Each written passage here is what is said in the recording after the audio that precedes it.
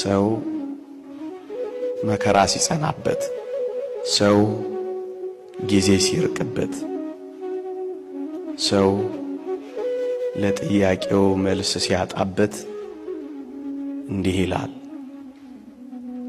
ቢረሳይ ነው፣ ባይወደኝ ነው፣ ባይኖር ነው።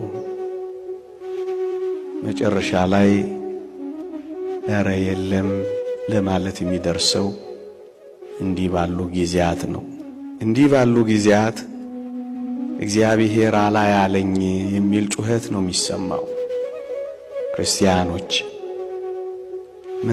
ምናልባት እግዚአብሔር አላይ ብሎን ሳይሆን እኛ እንታይ ብለን እንዳይሆን መጠርጠር ነው።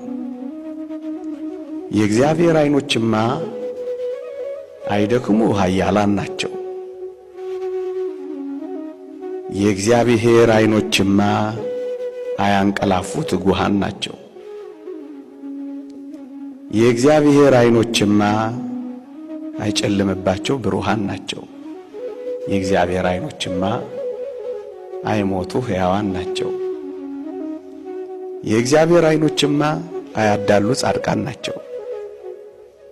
ታዲያ ዓይኖቹ እንዲህ ከሆኑ ምናልባት እኛ ላለመታየት ተደብቀን እንዳይሆን ነው መጠርጠር። እንጂማ እግዚአብሔር ያያል። እጠራለሁ አትሰማኝም፣ እጮሃለሁ አታደምጠኝም እንለው ይሆናል እግዚአብሔር። እሱ ግን የሚመልስልን መቼ ጠራኸኝ ነው የሚለን።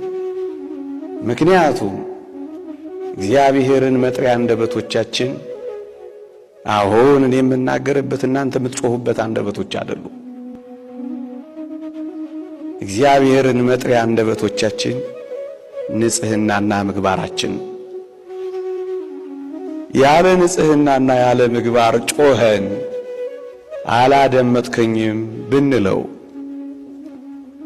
ብንጠራህ አልሰማኸኝም ብንለው ያለ ጥርጥር መቼ ጠራኸኝ ነው የሚለው።